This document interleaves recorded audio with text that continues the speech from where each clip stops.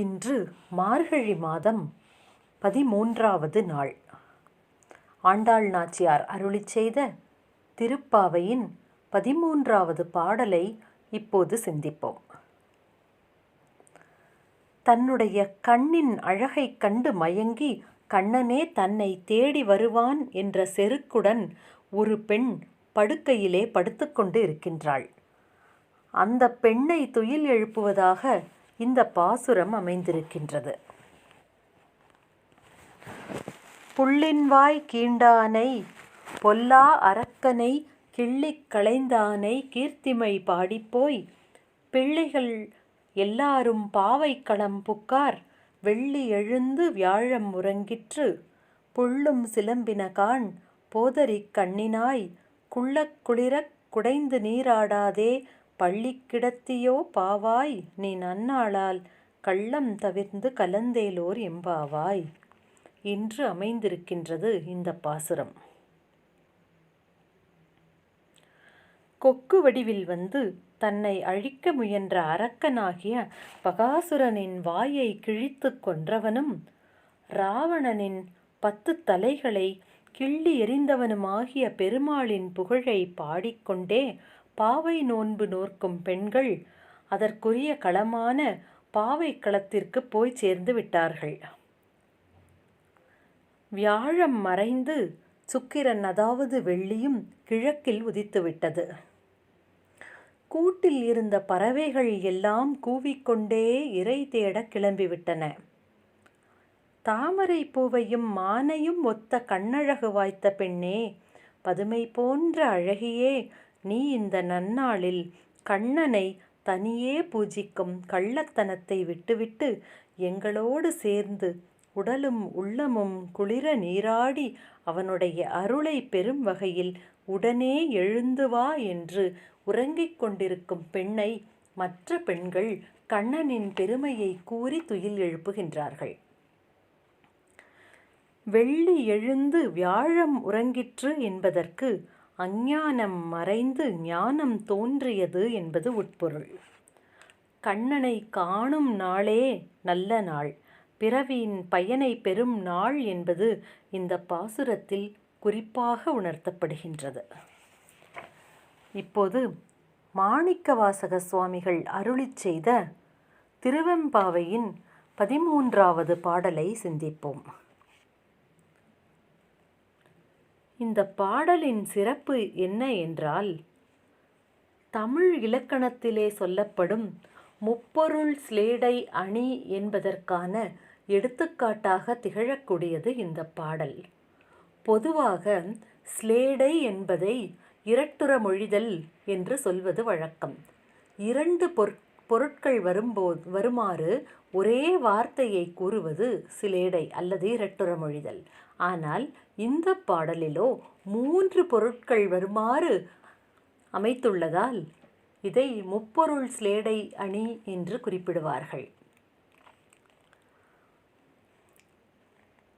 பைங்குவளை கார்மலரால் செங்கமல பைம்போதால் அங்கம் குறுகினத்தால் பின்னும் அரவத்தால் தங்கள் மலம் கழுவுவார் வந்து சார்தலினால் எங்கள் பிராட்டியும் எம் கோனும் போன்று இசைந்த பொங்கு மடுவில் புக பாய்ந்து பாய்ந்து நம் சங்கம் சிலம்ப சிலம்பு கலந்தார்ப்ப கொங்கைகள் பொங்க குடையும் புனல் பொங்க பங்கைய பூம்புனல் பாய்ந்து ஆடேலோர் எம்பாவாய் என்று அமைந்திருக்கின்றது இந்த பாடல்.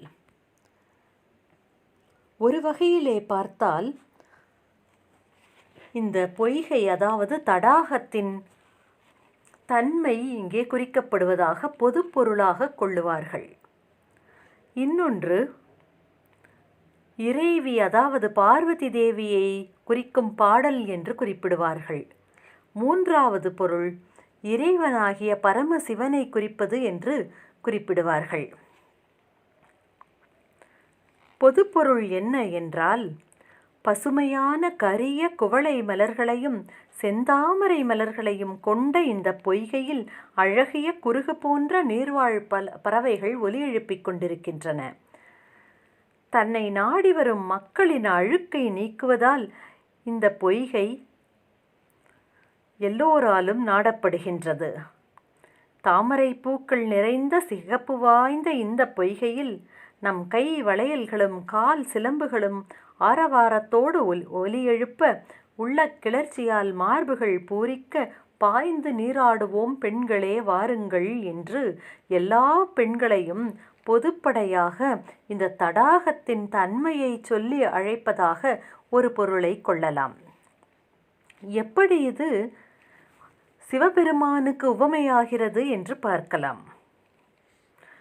குவளை மலர்களின் நீல நிறமானது இறைவனின் திருநீல கண்டத்தை நினைவூட்டுகின்றது. அந்த பொய்கையில் பூத்து மலர்ந்து கொண்டிருக்கின்ற செந்தாமரை பூக்கள் இறைவனின் செம்மேனியின் நிறத்தை காட்டுகின்றன. குருகு என்பது அவன் தலையில் சூட்டியுள்ள கொக்கின் இறகை குறிக்கும். அரவம் என்பது இறைவனை சுற்றி பின்னி பிணைந்துள்ள பாம்புகளை குறிக்கும். தமது உள்ளத்தின் மாசுகளை போக்க விழைபவர்கள் இறைவனை நாடுகின்றார்கள். புறந்தூய்மைக்கு, அதாவது நமது உடலை தூய்மை செய்து கொள்வதற்காக எப்படி பொய்கையை நாடுகிறோமோ அதுபோல நமது உள்ளத்தை தூய்மை செய்வது என்பதன் பொருட்டு இறைவனை நாடுகின்றார்கள். இப்படி இறைவனும் பொய்கையும் ஒன்றாக நோக்கப்படுகின்றன. இப்போது எப்படி இது உமாதேவியான பார்வதிக்கு உவமையாகிறது என்று பார்க்கலாம். குவளை மலர் தனது நீல நிறத்தால் உமையம்மைக்கு ஒப்பாக விளங்குகின்றது. பொய்கையில் பூத்துள்ள செந்தாமரை பூக்கள் உமையம்மையின் திருவாயை எடுத்து காட்டுகின்றன. பொய்கையில் உள்ள குருகுகள் எழுப்பும் ஒலியானது உமையின் சங்குகள் நிறைந்த வளையல்கள் எழுப்பும் ஒலிக்கு நிகராக விளங்குகின்றது. அரவம் என்பது, அதாவது பாம்பு, அவளுடைய பின்னிய கூந்தலை நினைவூட்டுகின்றது. தங்கள் உள்ளத்து அழுக்கை போக்க மாந்தர்கள் இறைவியை நாடுகின்றார்கள். இவ்வாறு இறைவனும் இறைவையும் தடாகமும், அதாவது பொய்கையும் ஒரே தன்மையில் காணப்படுகின்றன என்பதால் தான் இது முப்பொருள் சிலேடை அணி என்று குறிக்கப்படுகின்றது. அர்த்தநாரீஸ்வரர், அதாவது உமையொரு பாகன் என்ற ஒரு வடிவத்தை மாணிக்கவாசகர் இந்த பொய்கையிலே கண்டிருக்கின்றார். அம்மையப்பரின் அருள் வெள்ளத்தில் தோய்வதால் வரும் இன்பமே பேரின்பம் என்பது இப்பாடலின்